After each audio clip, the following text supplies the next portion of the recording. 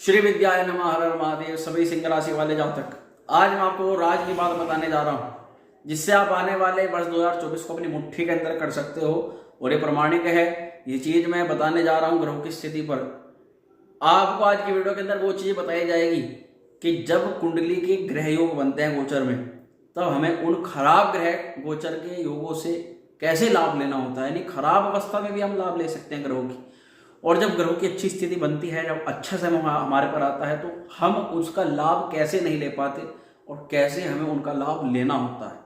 आप इसी चीज से समझ गए होंगे कि आज ये वीडियो पूरी डिटेल्स में होने वाली है। आपको 4 ग्रहों पर विशेष प्रेडिक्शन बताई जाएगी। बृहस्पति, शनि, राहु और केतु। क्योंकि यही चारों ग्रह जब बैठ जाते हैं ना किसी भाव पर, तो बैठ जाते हैं। फिर और सब ग्रह तो थोड़े थोड़े समय में परिवर्तन करते हैं, परंतु ये ग्रह मेन आपको फलादेश देते हैं आपके पूरे वर्षफल का। तो चलिए आज की वीडियो को शुरू करते हैं। नमस्कार दोस्तों, मैं हूं एस्ट्रो शिवम पंडित और मैं आप सभी का स्वागत करता हूं अपने यूट्यूब चैनल श्री विद्या एस्ट्रो में। सबसे पहले जो भी जातक अपनी जन्म कुंडली का निर्माण करवाना चाहते हैं, अपनी बृहद पर्सनलाइज कुंडली, आप ऑर्डर कर सकते हैं, मंगवा सकते हैं। मात्र बहुत कम शुल्क पर आपको बहुत बृहद जानकारी इसमें मिलने वाली है, आपके बारे में ग्रह क्या कह रहे हैं सटीक। इसी के अलावा अपनी जन्म पत्रिका का परामर्श करवाने के लिए नीचे दिए गए नंबर पे आप हमें कॉल कर सकते हैं, व्हाट्सएप मैसेज कर सकते हैं।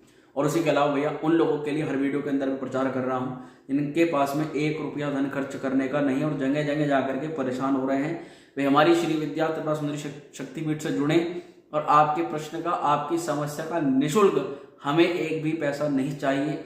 हमें केवल वो चीज चाहिए जिससे आपकी समस्या का समाधान हो सके। तो नीचे दिए गए नंबर पर आप हमसे संपर्क करें और उस विधि के बारे में पूछें।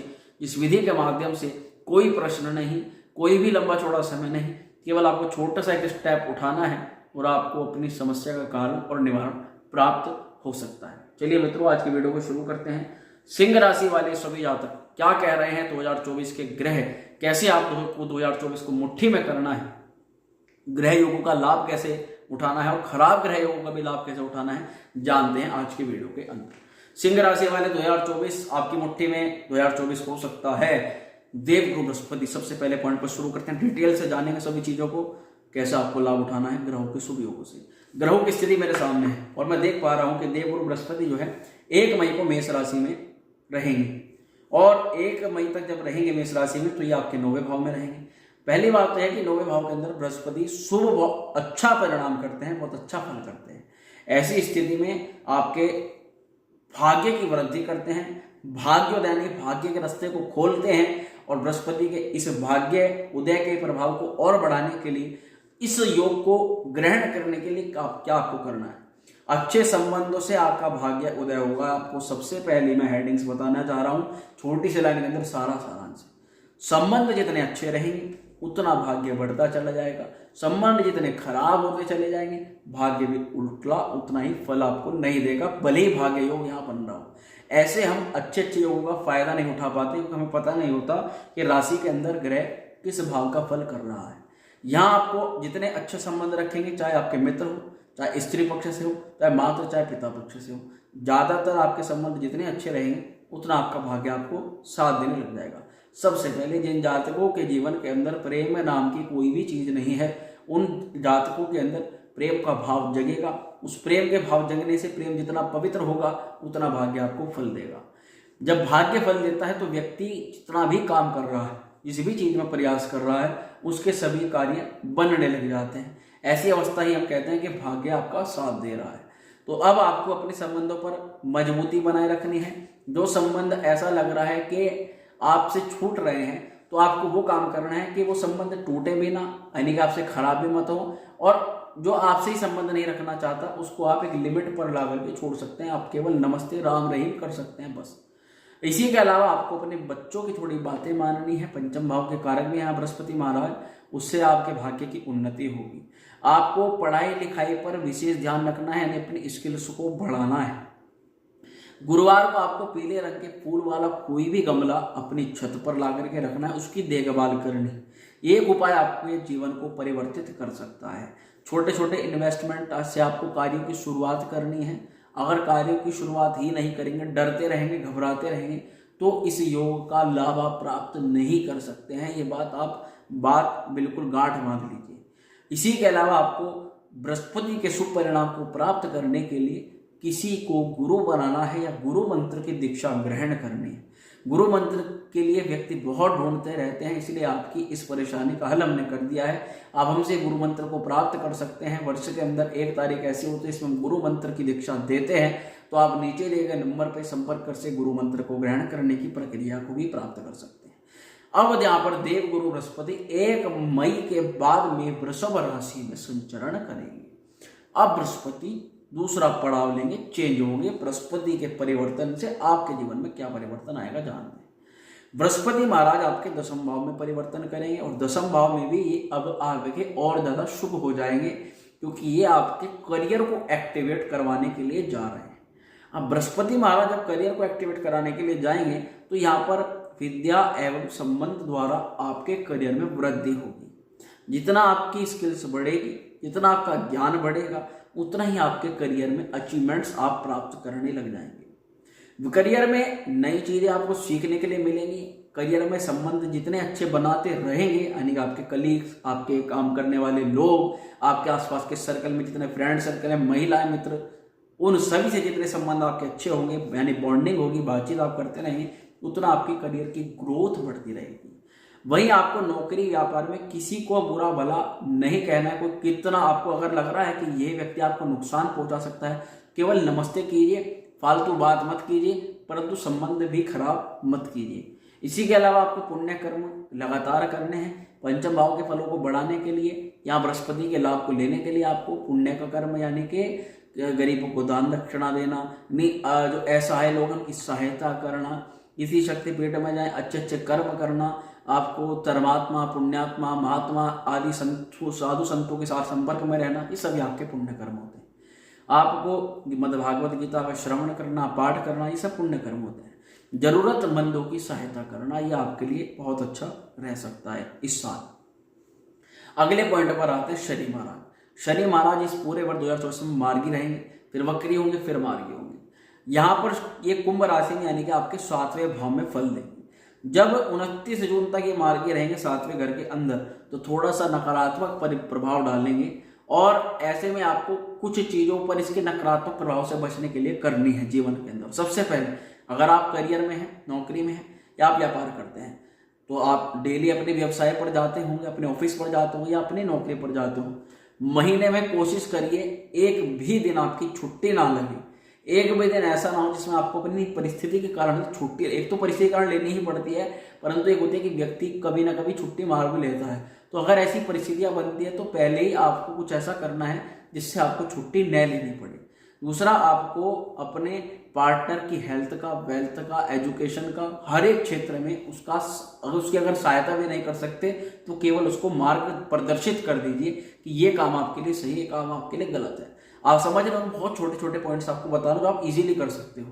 कंफ्यूजन बढ़ेगा, आपका पार्टनर हो सकता है आपका फैमिली पार्टनर, यानी कि आपका जीवन साथी, या आप अगर बिजनेस में है तो कोई ना कोई तो पार्टनर भैया होता ही होता है। भले हमने उसे अपना करियर में आधा हिस्सा ना दे रखा हो, परंतु वह हमारे काम में जरूर संलग्न रहता है, तो वह भी हमारा पार्टनर होता है। तो ऐसे में आपको उसको थोड़ा सा गाइडेंस देनी है, उससे उसको भी लाभ होगा और आपको भी लाभ होगा। इसी के अलावा आपको अनुशासन का पालन करके चलना है। छोटे लोगों को बिल्कुल भी नहीं सताना है। जितना हो सके अपने जो आपके लेबर है उनको प्रसन्न करके रखना है, चाहे आपके घर में कोई लेबर हो काम करने वाले, चाहे आपके व्यापारिक क्षेत्र पर हो। ज्यादा अधिक से अधिक मेहनत करनी है। इसी के अलावा आपको अपने आप को व्यस्त रखना है। इसके बाद शनि महाराज दृष्टिपात करेंगे तीन भाव पर। 9वें घर को देखेंगे, आपके प्रथम घर को देखेंगे, चतुर्थ घर को देखेंगे। तो तीन ही चीज में आपको विशेष ध्यान रखना है। बड़ा इन्वेस्टमेंट नहीं करना है। बड़े इन्वेस्टमेंट करने से पहले बड़े लोगों से सलाह लेनी है। स्वास्थ्य, माता, प्रॉपर्टी पर निवेश करते हुए या खरीदते हुए या बेचते हुए विशेष ध्यान रखना है। गलत आदमी को तो नहीं बेच रहे हैं। जो आप प्रॉपर्टी खरीद रहे हैं उसमें किसी प्रकार का झोल तो नहीं है, कोई दिक्कत तो नहीं है। इसी के अलावा आपको परिवार पर विशेष दृष्टि करके रखनी है। परिवार में कष्ट की स्थिति उत्पन्न होने से पहले, यानी कि जो जरूरत परिवार को चाहिए उस जरूरत को पूरा कर देना है। यही आपका कर्तव्य भी है और आपको ग्रह गोचर भी सलाह दे रहे हैं। शनि 29 जून को वक्री होंगे 2024 में। जब वक्री होंगे तो ये 6ठे भाव का फल करेंगे। आपको ये उस समय अवधि में कुछ निगेटिव परिवर्तन दे सकते हैं।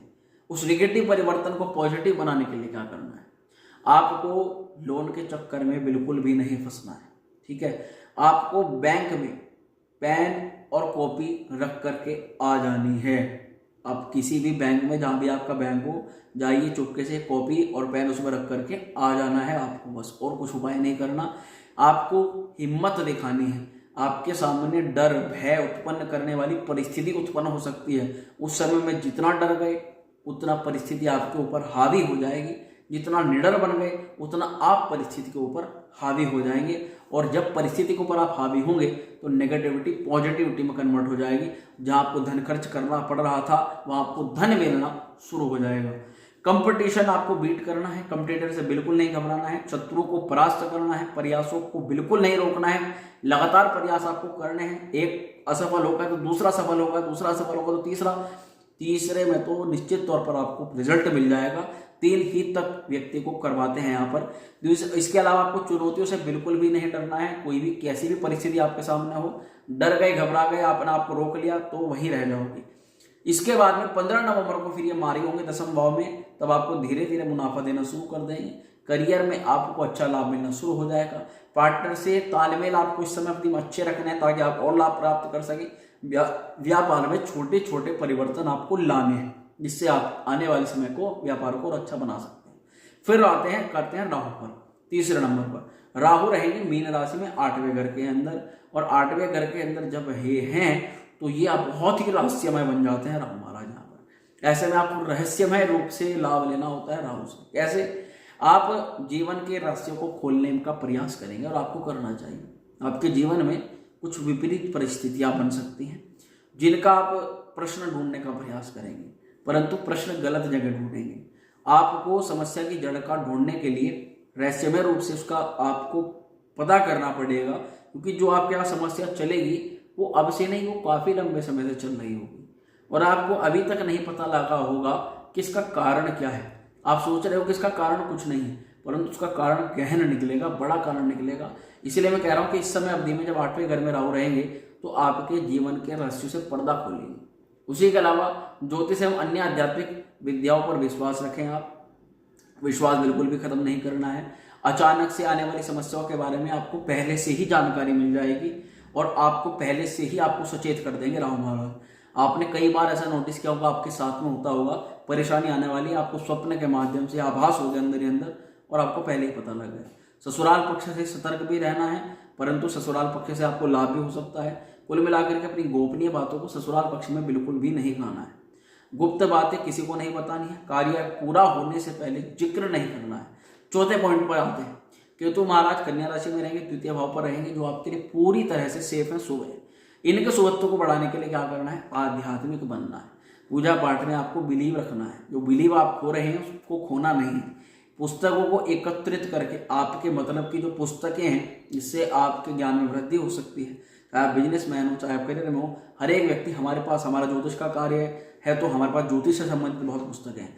आपको इस समय आप दिन भर 2024 में एक एक करके, चाहे तो हर महीने आप अपने संबंधित एक पुस्तक को खरीद सकते हैं। उसका एक संकलन आप अपने पास में बना सकते हैं और केवल रखने से आपको लाभ होगा, परंतु कोशिश करें कि आप उन्हें पढ़ भी लें कभी कभी थोड़ा थोड़ा समय निकाल करके। शारीरिक व्यायाम नियमित तौर पर करें। वाणी का सही इस्तेमाल करें, पॉजिटिव और पोलाइट इस्तेमाल करें। बुरा भला किसी को ना कहें। सोचेंगे कुछ और, करेंगे कुछ और, क्योंकि जो केतु महाराज होते हैं उनका हेड नहीं होता और वे व्यक्ति को बस करवा देते हैं। ऐसे अचानक से जब जो आप कुछ कर देंगे ना, उसमें आपको लाभ दे देंगे यहाँ केतु महाराज। तो यही सब कुछ रहने वाला है वर्ष 2024 में। क्या करना है, कैसे करना है, सारी जानकारी मैंने आपको बता दी। वीडियो अगर पसंद आई उसको लाइक शेयर जरूर करें। चैनल पर पहली बार हैं तो सब्सक्राइब भी जरूर कर दें। बाकी माँ श्री विद्या आपका कल्याण करेगी, यही हमारी कामना है। ओम श्री विद्याय नमः।